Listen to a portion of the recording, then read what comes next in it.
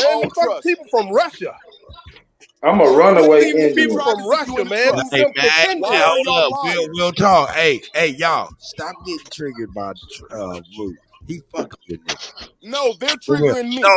I'm No, not. nigga, he got No, to I'm not. be. They're all He's Asians, my fucking with nigga. niggas. No, I'm not. I Roots Quit the wasting one my that's time to talk triggered. they Man, we Asians, telling nigga. you the tribes. Leave it alone, gentlemen. Say, No, okay, let's not leave it Root. alone. You right, Root.